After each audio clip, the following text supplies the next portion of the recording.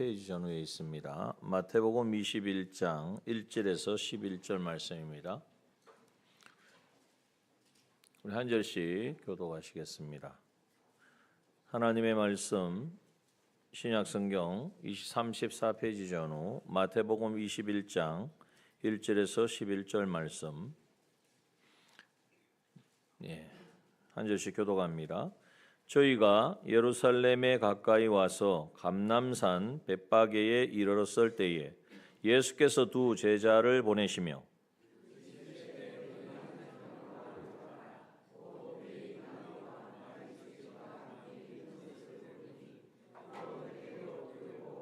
만일 누가 무슨 말을 하거든 주가 쓰시겠다 하라. 그리하면 즉시 보내리라 하시니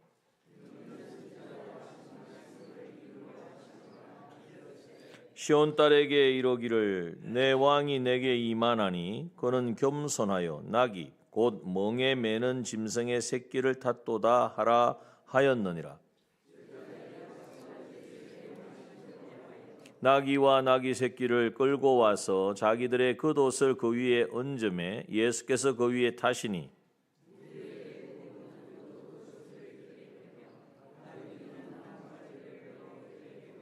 앞에서 가고 뒤에서 따르는 무리가 소리질러 가로되 호산나 다윗의 자손이여 찬송하리로다. 주의 이름으로 오시는 이여 가장 높은 곳에서 호산나 하더라.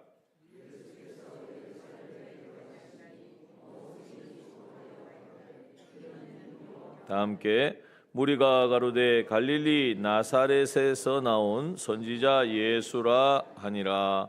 아멘. 본문의 말씀을 나누기 전에 오전에 우리가 함께 나눈 말씀을 뒤에 좀 마무리를 못한 부분이 있어서 말씀을 드립니다.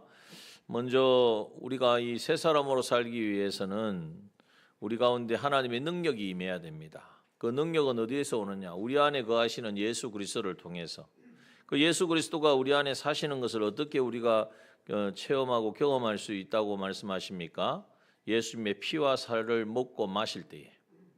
그래서 예수님의 피와 살을 먹고 마시는 것이 바로 성찬에 참여하는 것이고, 꼭 성찬에 참여하는 의식이 아니어도 예수님의 피와 살을, 다시 말하면 예수 그리스도의 대속의 은혜를 생각하고 묵상할 때에 그 은혜와 그 능력이 내 안에 이제는 채워짐으로 이제는 새 사람의 삶, 말씀대로 순종하고 죄를 이기고 하나님과 하나 되어져 동고동행하는 삶이 이루어진다는 것입니다. 그것을 우리가 꼭 기억을 하고, 그러면 우리가 힘써야 될 건 무엇입니까? 무엇을 힘써야 되겠죠? 주님의 살과 피를 먹고 마시는 일을 해야 된다는. 무엇을 어떻게 먹고 마시는가? 오전에는 우리가 살펴보기를 하나님의 사랑을 깨달아 알아야 됩니다. 그 만왕의 왕이신 그 높으신 그 크신 하나님, 우리는 상상할 수도 없던 그분이 우리를 살리시기 위하여 인간의 몸을 입고 이 땅에 오셨다. 날 위하여 모든 것을 다 내어주셨다. 이 사실을 우리가 진정으로 알게 될 때에, 그 사랑이 우리 안에 풍성하게 채워지게 될 때에 우리는 누구든지 어떤 사람이라도 나에게 어떤 피해를 입히고 원수와 같은 자라도 용납하고 용서하고 사랑할 수 있게 되는 것입니다. 늘 말씀드리지만 손양호 목사님 우리가 싫어하지 않습니까? 왜 사랑의 원자탄이라는 제목을 달았을까요? 그렇게 이거는 사람으로서 할 수 없는 사랑이에요. 그러면 손양호 목사님 우리와 달랐어요? 아니에요. 그 안에 주 하나님의 그 크신 사랑이, 그 놀라운 사랑이 역사하니까 그 능력으로 자기 아들을 총으로 쏴 죽인 그 원수와 같은 그 청년을 아들로 삼았던 것입니다. 그 사랑의 원자탄이 터져가지고 그 지역의 복음화율이 34%입니다. 놀라지도 않으시네요. 부산은 8%도 안 됩니다. 그런 역사가 있었습니다. 자, 그래서 어떻게 하든지 우리는 주님의 피와 살을 먹고 마시며 주님의 사랑을 자꾸 생각해야 돼요. 또 하나는 하나님 예수 그리스도께서 십자가의 대속함으로 말미암아 하나님과의 관계를 회복시켜 주시기 위하여 하나님의 지극히 이제는 거룩한 하나님의 법을 다 이행하셔서 하나님과의 관계를 회복시켜 주셨고, 또 하나님의 지극히 공의로운 법을 다 이행해 주셔서 하나님 우리와 사랑과 또 만물과의 관계도 회복시켜 주셨다는 거예요. 이 사실을 우리가 생각하면서 이제는 모든 관계를 바로 맺고 잘못 맺었던 것, 내 이기심이나 내 주장이나 내 어떤 하고자 하는 그 마음에서 어떤 관계를 했던 것은 다 끊어버리고 이제는 주님이 그 십자가를 통하여 다시 회복시켜 주신 크로스, 십자가는 나무 하나가 아니지 않습니까? 위아래에 하나가 있고 옆으로 가로지르는 나무가 하나가 있습니다. 그게 바로 하나님과 우리의 관계를 회복시켜 주시고 또 우리와 만물과의 관계를 회복시켜 주셨다는 거죠. 그것이 바로 창조 때에 하나님이 천지를 창조하시고 인간을 다 모든 것을 다스리고 지키라고 하신 말씀, 그 명령을 주시고 그것을 이행할 수 있는 그 위치로 다시 회복시켜 주셨다는 거예요. 이 사실을 알고 내가 지금 만물을 이용하고 다스리고 지켜야 되는데 그것에 이용당하고 있지는 않는가? 다스림을 오히려 받고 있는 것은 없는가? 그것을 우리가 찾아서 회개하고 이제는 끊어내는 그것을 자꾸 우리가 생각하고 묵상할수록 하나님의 다스림과 통치 가운데 우리가 나아가게 되는 것입니다. 또 이제 한 가지 우리가 마지막으로 생각할 것은 뭘로 묵상을 하느냐? 우리에게 주신 소망을 자꾸 생각해야 돼요. 우리에게 주신 소망이 뭡니까? 우리를 하나님의 자녀 삼아 주셨어요. 하나님의 자녀가 그냥 오다가 가다가 어떻게 걸린 것이 아니라 우리가 사랑하는 자녀, 내가 낳은 자녀는 어떻게 하든지 책임지려고 그러잖아요. 돌봐주려고 그러잖아요. 내 힘과 능력을 있으면 다 해주려고 그러잖아요. 우리를 핏값 주고 사신 하나님 아버지는 우리를 자녀 삼으시고 우리를 책임져 주시는 분이란 말이에요. 이 사실을 우리가 인정하고 믿을 때에 지금 상황이 힘들다고 어렵다고 위험스럽다고 걱정할 것이 아니라 염려할 것이 아니라 하나님께서 모든 계획과 섭리 가운데 있음을 알고 거기서 우리는 정신을 차리고 하나님 뭘 원하시는지를 찾아 이루어드리는 이 일만 하면 되겠구나. 그래서 이번 한 주간 동안 내가 하나님의 자녀로서 하나님의 돌보신 가운데 있는데 염려, 근심, 걱정, 두려움 여러 가지 그로 말미암아 찾아오는 모든 것에 지금 사로잡힌 것은 없는가? 그것이 있다면 주의 것이 될 수가 없잖아요. 우리 찬양 때 찬양한 것처럼 날 위해 피 흘리신 나 주님의 것이라 그러는데 주님의 것이 되었는데 염려, 근심, 걱정이 있으면 안 되지 않습니까? 그거는 어울리지 않잖아요. 그래서 이제는 주님 하나님의 자녀됨에 이 권세와 은혜를 입어야 돼요. 또 하나님의 자녀는 성령의 인도를 받아야 됩니다. 우리 안에 거하시는 성령 하나님이 늘 함께 하셔서 하나님의 영으로 인도함을 받는 그들은 곧 하나님의 아들이라고 그랬거든요. 하나님의 아들은 하나님의 영으로 인도함을 받는 게 당연하다는 거죠. 성령 하나님께서 우리를 다스리고 통치하시는, 그래서 늘 그것은 기도 가운데 찾아야 됩니다. 기도 가운데 나아가면 성령 하나님이 내가 지금 해결하지 못하고 있는 부분이 무엇인지, 어디에 지금 부딪혀 있는지 알게 하시고 깨닫게 하시고 근심하게 하시고, 그걸 가지고 회개하면서 하나님 앞에 나아가야 합니다.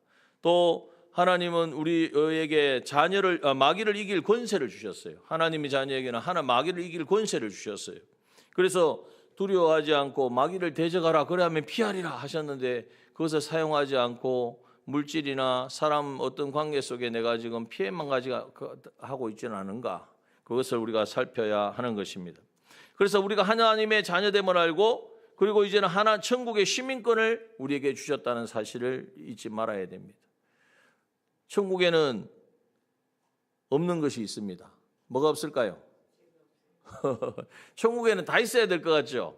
천국에는 죄도 없고 슬픔도 없고 눈물도 없고 고통도 없고 가난도 없고 질병과 죽음이 없는 곳이 천국입니다. 그리고 천국에는 이 세상에 없는 것이 있습니다. 이 세상에는 아무리 찾아도 없는데 천국에만 있는 게 뭡니까?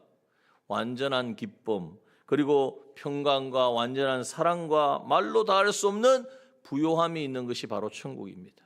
그 천국에는 누가 갑니까? 누가 그 천국에 가죠? 내가 가잖아요. 내가. 그죠?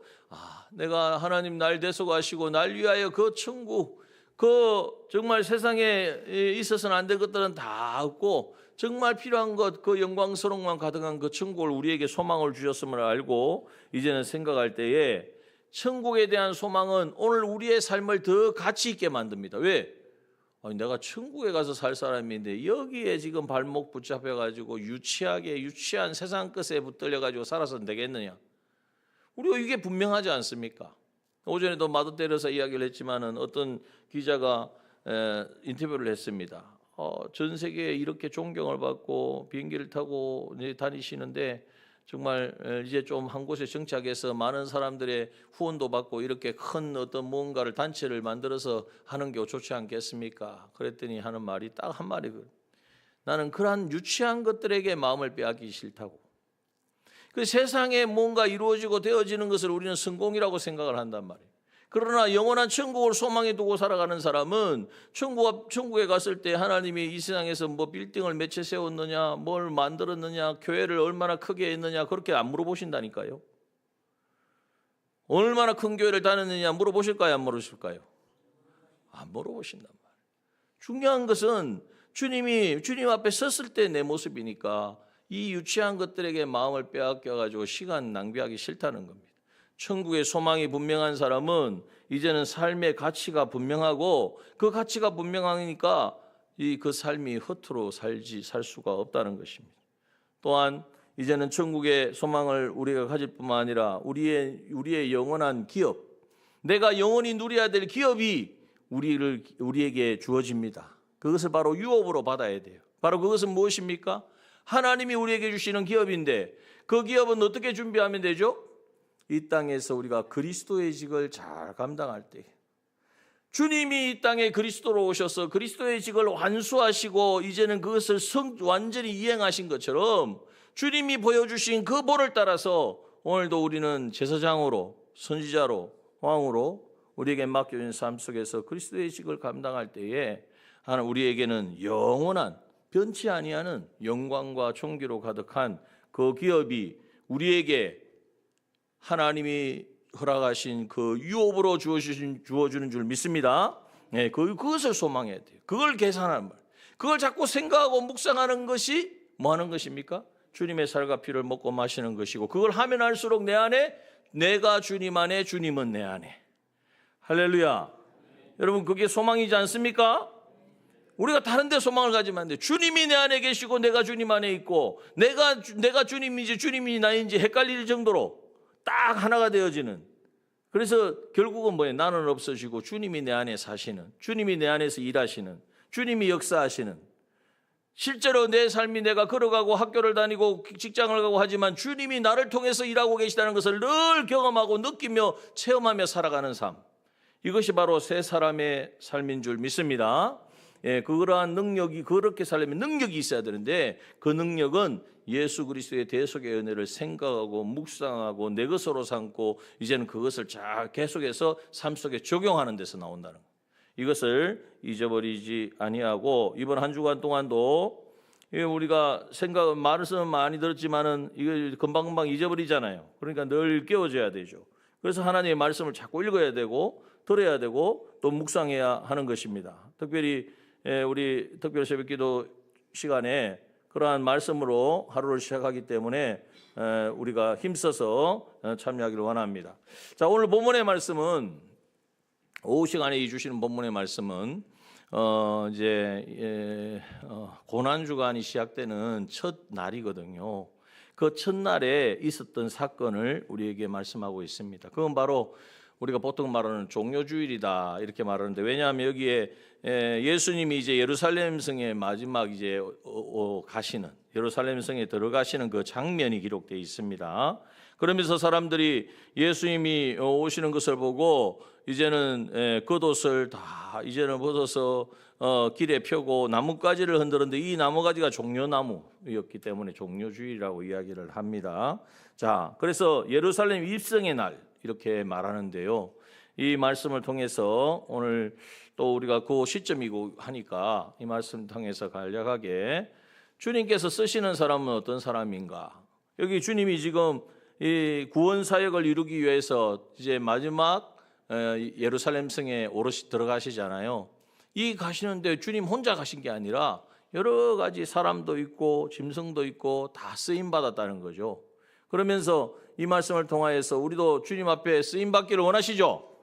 예, 주님이 원하시는 그 일에, 주님이 하시고자 하는 일에 쓰임 받는 것이 가자. 그게 바로 구원입니다. 거기에 쓰임 받는 것, 거기에 드려지는 예물, 거기에 드려지는 우리의 노력, 힘, 그것이 바로 영원한 우리의 실력, 우리의 상급이 되어지는 것입니다. 그게 바로 보물을 하늘에 쌓는 것이죠. 그러면 우리가 주님의 일에 주님께 쓰임 받는 사람은 어떤 사람을 쓰임 받는가? 오늘 본문의 말씀을 통하여 살펴보기를 원합니다. 2절에 보면 너희 맞은편 마을로 가라. 곧 매인 나귀와 나귀 새끼가 함께 있는 것을 보리니 풀어서 내게로 끌고 와라. 이렇게 주님이 말씀하세요.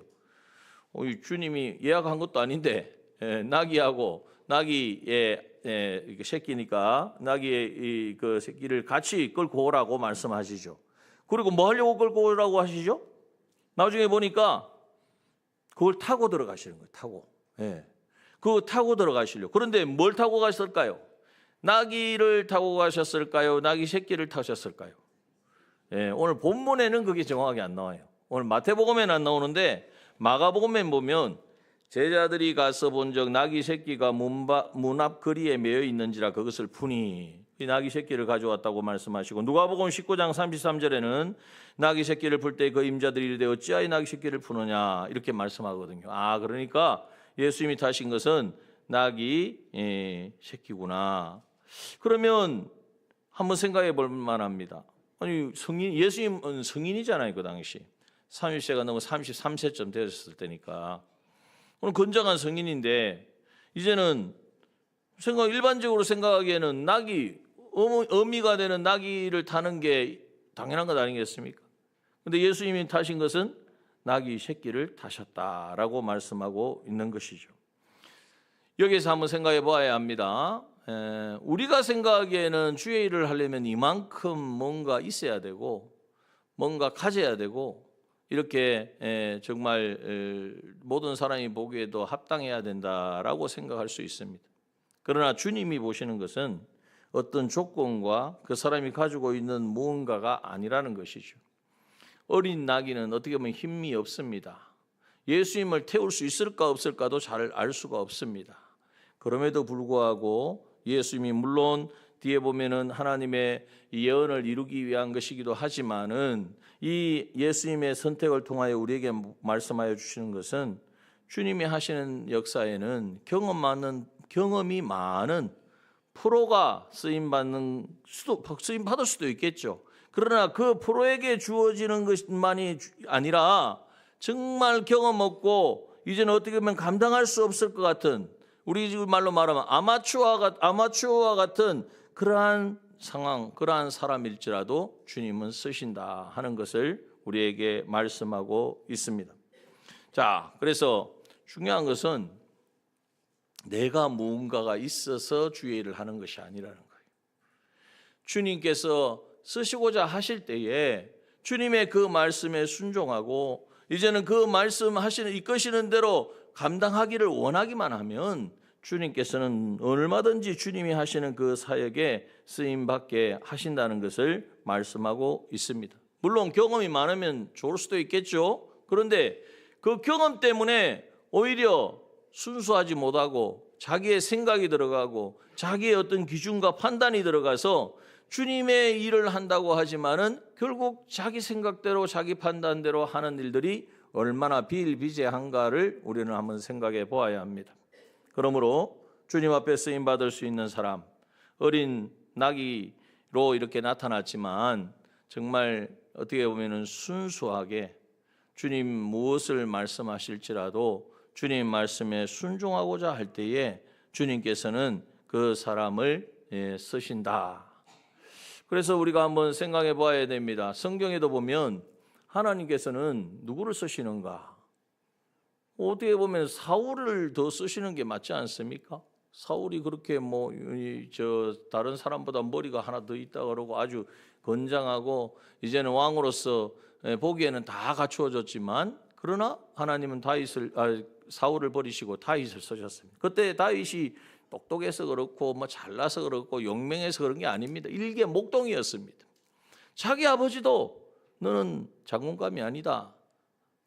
더군다나 왕을 세우겠다고 하는데 도저히 얘는 왕이 될 자질이 아니야. 그러니까 데려오지도 않았단 말이죠. 그럼에도 하나님께서는 다윗을 보니 내 마음에 합한 자라.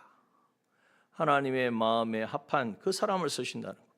그래서 오늘 이 말씀을 통하여서 주의 일에 쓰임받는 사람, 다른 어떤 것보다도 어리지만 부족하지만 약하지만 주님을 향한 중심을 가지고 주의 말씀에 순종하고자 하는 자세만 가지고 있으면 주님은 주님의 일에 쓰신다. 주님이 하는 구원 역사에 쓰임받게 하시고 그것을 통하여서 점점 자라가게 하신다는 거예요. 그래서 오늘 우리 교회에 이렇게 보면 우리가 물론 많은 경험도 중요하고 여러 가지 내가 모든 것을 다 안다 하는 것도 중요합니다. 그러나 어떤 면에서는 정말 주님이 찾으시는 사람은 누구인가? 어린 나귀와 같이 모든 것을 알지만은 모르는 것처럼, 어떻게 보면 내가 많은 경험을 하고 내가 많은 체험을 했기 때문에 내 생각대로 할 수도 있지만 마치 내가 아무것도 모르는 사람처럼 주님 앞에 어린 아이와 같은 모습으로 무릎 꿇을 수 있는 사람, 주님이 무슨 말씀을 하시니 내가 순종하겠습니다 하는 그 사람을 쓰신다는 것을 우리에게 말씀하십니다. 자칫 오해하면 뭐 오래 신앙생활 하신 분은 안 쓰시고 이제 신앙생활 하신 분은 쓰신데 이런 말씀이 아닙니다. 항상 주님 앞에 순수한 자로 이제는 중심이 주님 앞에 있는 그 사람으로 서야 된다는 것을 말씀하고 있습니다. 또 오늘 본문의 말씀에 보면 주님이 이제 그래서 이 어린 나귀를 데워 끌고 오너라 했더니 3절에 보니까 만일 누가 무슨 말을 하거든 뭐라고 말씀하시라고 그랬습니까? 주가 쓰시겠다고 하라. 어떻게 보면은 뭐 언제 예약된 것도 아니고 그렇게 미리 다 계획된 것도 아닌 거예요. 그런 내용이 전혀 없거든요. 그럼에도 불구하고 이제는 주님이 쓰시는 것은 누구냐? 주님이 쓰시겠다고 하면 하나님이 하시는 그 일에 쓰임받게 되어진다는 거예요. 자, 우리가 베드로를 봅니다. 베드로를 보면 정말 어떻게 보면은 뭐 예수님의 수제자다 그렇게 될 만한 어떤 모습을 우리가 찾아보기가 참 힘들어요. 왜냐하면 주님을 3년 동안 따라다녔는데 결국 주님 배반하고 저주까지 하고 나중에는 다 짐 싸가지고 예수님 십자가에 못 박일 때는 짐 싸가지고 저기 자기 고향으로 가서 고기 잡았던 사람이 바로 베드로입니다. 그런데 예수님 말씀하셨잖아요. 내 이름을 이제 베드로라 하리라. 반석 위에 반석이라는 이름을 주셨고 이제는 그러한 베드로와 같은 믿음을 가진 사람 그 위에 교회를 세우겠다라고 할 만큼 베드로를 주님께서는 이제는 인정하셨고 그리고 그 반석이라고 할 만한 믿음의 모습을 사실 보여주지 못했어요. 그럼에도 불구하고 기필코 다시 주님은 부활하신 주님이 다시 갈릴리 바닷가에 찾아가셔서 만나 주셨고 이제 조반을 먹이면서 그제서야 이제는 눈치를 챘죠. 주님이라는 걸. 부활하실 줄 몰랐는데 부활하신다고 그렇게 말씀을 하셨지만 그걸 믿지 못하고 이렇게 떠나왔던 베드로에게 찾아오셔서 조반을 먹이실 때에 그리고 주님이 묻습니다. 네가 나를 사랑하느냐? 3번의 네가 나를 사랑하느냐 하는 그 물음에 베드로가 참 어떻게 대답을 하겠어요? 주께서 아시나이다. 내가 주를 사랑하시는지 주께서 아시나이다. 그럴 때 주님께서 사명을 주시잖아요. 네가 지금은 이제는 뛰고 다니지만 나중에는 이제는 주님을 위하여서 이제 거꾸로 주님 앞에 드려질 것이라는 것을 예언해 주신 것입니다. 그 베드로가 결국 나중에 보니까 성령을 받고 예수님 말씀대로 기다렸다가 성령을 받고 이제는 복음을 전하고 우리가 본 것처럼 요한과 베드로가 나면서부터 안전병이 된 자를 일으키고 하는 놀라운 구원의 역사에 쓰임받게 되어진 것입니다. 자, 중요한 것은 무엇이냐 하면 주가 쓰시겠다고 하면 됩니다. 우리는 자꾸 막 이런 조건 이런 여건을 막 생각을 합니다. 그것이 아니라 주님이 나를 사용하시면 나는 쓰임받을 수 있습니다. 주님이 나를 사용하시고자 하시면 나는 부족하고 연약하지만 주님 기필코 시몬 베드로를 정말 반석으로 만들어 주신 것처럼 주님 그렇게 나를 변화시켜 주실 줄 믿습니다. 이 고백을 가지고 주님 앞에 나아가는 사람이 되어야 한다는 것을 말씀하고 있는 것입니다. 여러분, 그러므로 주님이 쓰시겠다고 하면 말씀에 주님 내가 부족하지만 넘어지고 실패하고 깨어질지라도 내가 주님 따라가겠습니다. 이렇게 고백하고 나아갈 수 있어야 돼요. 그럴 때에 주님은 많은 것을 이제는 경험하게 하시고 이제는 우리를 빚고 깎고 그래서 주님 쓰시기에 부족함이 없는 사람으로 일으켜 주시는 거예요. 그래서 우리 남영교회 우리 모든 지혜들 움츠려 내가 못한다 할 수 없다라고 생각하지 마시고 주님이 하시고 쓰시겠다고 하면 주님이 쓰시겠다고 하는데 반응만 하면 순종만 하면 쓰임받게 될 줄 믿고 뭐 실력이 없는데요 내가 해보지 않았는데요 이거 다 겸손이 아니고 다 교만한 거예요. 주님이 쓰시겠다는데 내가 안 되겠다 하는 그게 교만 아니겠습니까? 겸손은 뭐가 겸손입니까? 주님 나는 할 수 없고 나는 부족하고 나는 안 되지만 그러나 주님이 쓰시겠다고 주님이 말씀하시니 순종하겠습니다. 이것이 바로 겸손인 것입니다.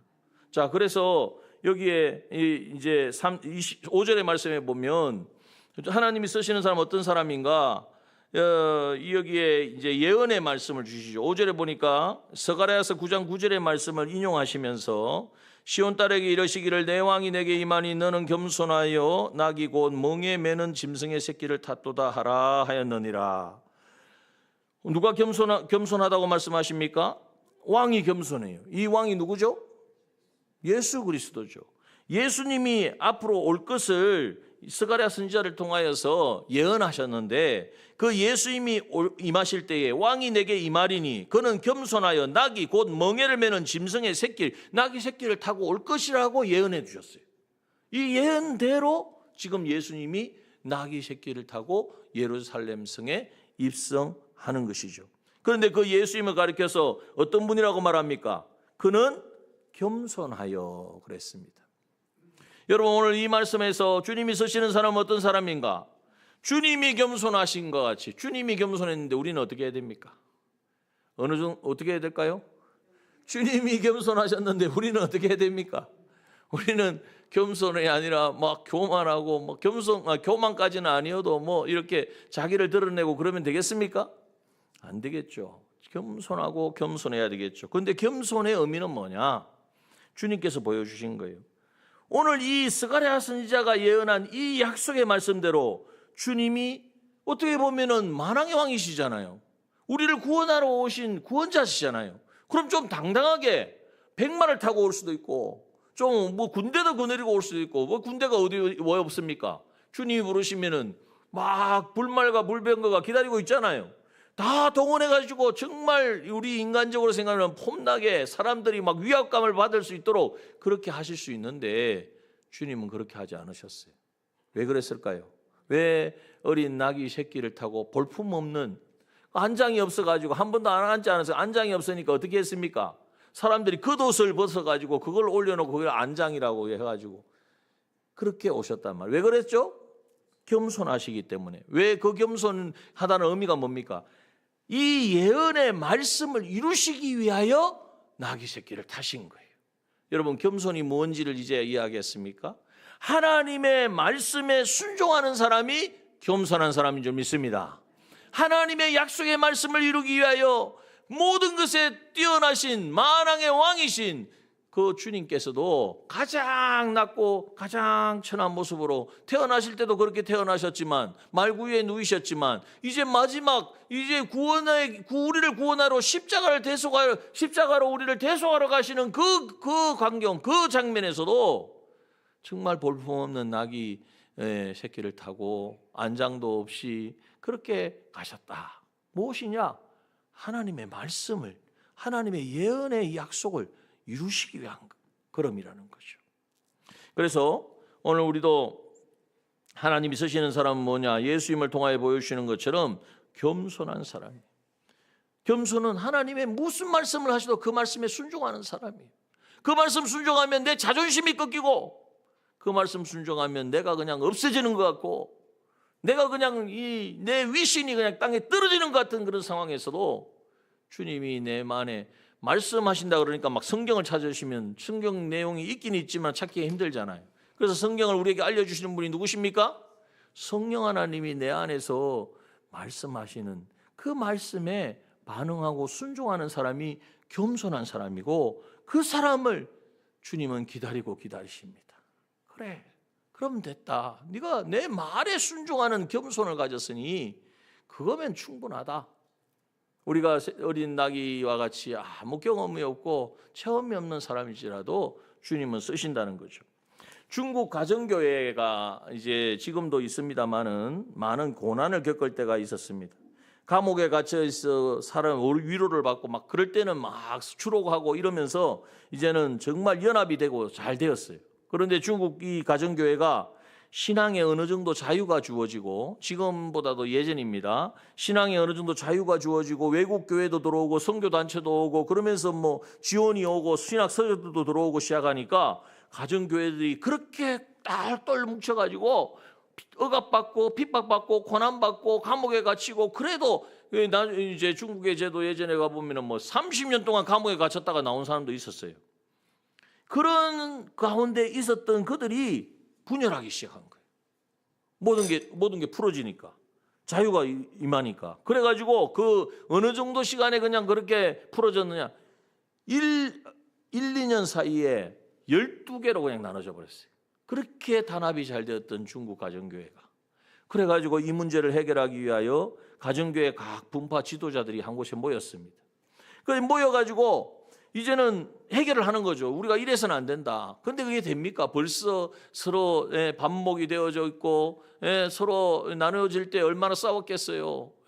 또 믿는 사람이 싸우면 막 대단하잖아요. 그냥 진리를 위해서, 진리도 아닌데 진리 위해서 싸운다고 목숨 내걸잖아. 그랬더니 뭐 원수가 돼 있는 거야 벌써. 그걸 뭘로 해결하겠냔 말이에요. 그런데 그 중에 어떤 분에게 어떤 지도자가 하나님 주님 마음을 주셨어요. 어떤 마음을 주셨냐면, 모이자마자 곧바로 토론에 들어가지도 말고, 그러면 기도하면 되겠네요. 기도도 하지 말고 처음부터 함께 기도하려고 들지 말고, 가장 큰 분파의 지도자가 다른 지도자들이 들어오면 아무 말도 하지 말고 무릎을 꿇고 한 사람씩 그 발을 씻어주라, 이런 마음을 주신 거예요. 안 그래도 지금 막 하나 될까 말까 막 서로 막 분쟁이 일어나가지고 다투고 싸우고 뭐 공중전 뭐 육지전 다 했는데, 이 무슨 이거 어떻게 하느냐. 근데 그 마음을 하나님 주신 거예요.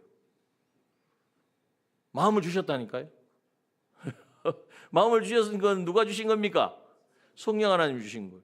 성령 하나님이 우리에게 마음을 주실 때 뭘 근거로 할까요? 하나님 말씀에 근거로 하죠. 예수 믿는 사람이 하나가 돼야 되지, 우리가 하나 못 되면서 누구를 전도하고 누구에게 복음을 전한단 말입니까? 이러니까 이제는 막상 모임이 시작되었는데 분위기가 심상치 않은 거예요. 그렇게 될 가능성이 전혀 없는 거야. 완전 시장판이 돼가지고 그냥 회의가 막 난상 토론이 되고 소리를 높이기 시작하고, 과거에 어떻게 했니 저렇게 했니 막 상처가 드러나기 시작한 거예요. 그러니까 이전보다도 안 모이는 것만도 더 못해. 이런 상황이 되어져 가지고 정말 이거, 그래서 어떤 사람이 이렇게 이야기합니다. 야, 이 모든 대화가 시간 낭비에 불과합니다. 그냥 각자 기도하고 일어납시다 하고, 또 그래도 마칠 때는 기도를 하고 일어나야 되는. 그래서 기도를 하고 다들 이제 눈을 감은 채 기도하고 있을 그때에 아까 가장 큰 분파의 지도자가 정말 무릎을 꿇고 자기 옆에 있는 그 지도자의 신과 양말을 벗기기 시작했어요. 사람들이 그 눈을 뜨고 엄청 놀란 거죠. 이럴 수가 없는데, 이럴 리가 없는데, 이분이 이렇게 할 거 아닌데. 그런데 무릎을 꿇고 그 발을, 이제는 양말을 벗기고 물을 가져와서 씻기기 시작하니까 울음을 터뜨리며 발을 씻어주는 그 지도자를 서로 부둥켜 끌어안는 거죠. 그러자 그의 아내도 물을 가져와 가지고 그 사람의 발을 씻어주는 거예요. 어떻게 되었겠습니까? 그 모임이 어떻게 되었겠습니까? 모두가 무릎을 꿇고 서로의 발을 씻어주고 13년 동안 쌓여온 그 모든 시기심과 그 모든 쓰라림과 그 모든 다툼을 이제는 거기서 다 씻어낸 거예요. 여러분, 방에 있는 그 모든 사람들이 주님 앞에 다 회개하고 용서를 구하고 한 사람씩 돌아가면서 자기 죄를 고백하고, 이 감격 속에서 그 곳이, 그 방에 눈물의 웅덩이가 생겼다라고 그렇게 이렇게 표현을 했더라고요. 여러분, 이게 겸손입니다. 하나님 말씀하시면 뭔 이유가 있습니까? 늘 말씀드리는 주님 앞에 갔을 때에 왜 사랑하지 못했느냐? 왜 손잡아 주지 못했느냐? 하나님 이런 이유 때문에 내가 절대 그렇게 할 수 없었습니다. 그럴 때 주님 뭐라고 하실까요? 그러면 나는 왜 너희를 위해 십자가를 졌겠느냐? 주님이 말씀하지 않겠습니까? 그 무릎에 대답하실 수 있겠습니까? 여러분, 이것은 우리가 그냥 뭐 이렇게 그래 그렇구나 이렇게 이해해야 될 정도가 아니에요. 이게 해결되지 아니하면 예수 그리스도의 십자가를, 그 대속의 은혜를 안다고 하지만 진정으로 아는 것이 아닙니다. 여러분, 물론 뭐 우리가 그러하다 그런 말씀은 아니고, 정말 조금이라도 그러한 부분들이 있다면 오늘 우리 안에 거하시는 성령 하나님 말씀하시잖아요. 그러면 그 말씀에 순종하면 됩니다. 그게 겸손입니다. 하나님은 그 사람을 쓰십니다. 그를 통하여 놀라운 회복의 은혜가 임하게 하는 거예요. 오늘 우리 공동체 가운데 뿐만 아니라 가정에도 마찬가지입니다. 가정에도 지난주에도 말씀드렸지만 2시간만 시간 주보시라니까요. 그동안 못한 말 막 마음대로 해라 그러면 아마 우리 남편분들은 꼼짝도 못하고 뭐 절절 매실 거예요. 아니신가요? 전혀 표정은 아니신데 저만 그런가요? 왜냐하면 그렇게 쌓인 그게, 여러분, 그러한 부분들을 우리가 다 예수 그리스도의 십자가 아래에서 해결할 수 있는 거예요. 세상에서는 그거 해결 안 됩니다. 세상에서는 잠시 잠깐뿐이고 내가 너를 좋아한다, 잘못했다, 미안하다 이러면 되지만 그걸로 해결되는 게 아니에요. 주님이 나 같은 자도 용서하시고 용납하신 그 사랑을 깨닫고, 주님이 이제 나도 다른 이유가 없어요. 주님이 날 사랑하셨으니까 나는 사랑하는 거예요. 저 사람이 나한테 뭘 했기 때문에 사랑하는 것이 아니라 주님의 사랑을 받았기 때문에, 하나님의 한량없는 그 사랑을 받았기 때문에, 나 같은 자로 용납하여 주시고 사랑해 주신 그 사랑을 받았기 때문에, 그 사랑이 내 안에 차면, 그 내 안에 있다면 이유가 없는 거예요. 오늘 이제 고난절기를 우리가 지나갑니다. 고난절기 이제 시작을 합니다. 오늘부터. 주님이 쓰시는 자가 누구인가? 뭐 다 하지는 못했습니다. 시간이 다 돼서. 자, 오늘 주신 말씀으로는 충분할 것 같아요. 오전과 오후의 말씀을 통하여서 주님 이번에 우리 안에 있는 것들을 다 엉어려진 것, 막혀진 것, 딱 가로막고 있는 것들을 다 무너뜨리기를 원하시는 거예요. 이게 안 무너지면, 이게 안 뚫어지면 뭐가 안 옵니까? 하나님으로부터는 은혜가 막히는 거예요. 은혜 안 받고 살 수 있습니까? 하나님 주신 은혜가 없이 우리가 뭘 일을 할 수 있습니까? 그 은혜로 안 하고 그냥 하는 거는요, 다 내 힘으로 하는 것이고 내 자존심으로 하는 것이고, 그러니까 문제가 생기는 거예요. 내 힘으로 내 자존심으로 주의를 했더니 거기에 대해서 상처를 받으면 그냥 주님의 일로 했으면 아무 상처가 될 게 없어요. 주님이 알아서 하십시오 이러면 되는데, 내가 해놓으니까, 내 하는 일에 상처를 받으니까 견디지를 못하는 거예요. 오늘 이 사실을 우리가 다시금 깨달으면서 오늘 오후 말씀을 통하여서 주님이 쓰시는 사람은 어떠한 사람인가? 어린아이와 같이 순전한 사람, 주님이 또한 쓰시고자 할 때 반응하는 사람, 이제는 정말 하나님의 말씀에 전부를 걸고 순종하는 겸손한 사람이다. 그리고 나중에 하나는 헌신하는 사람이다.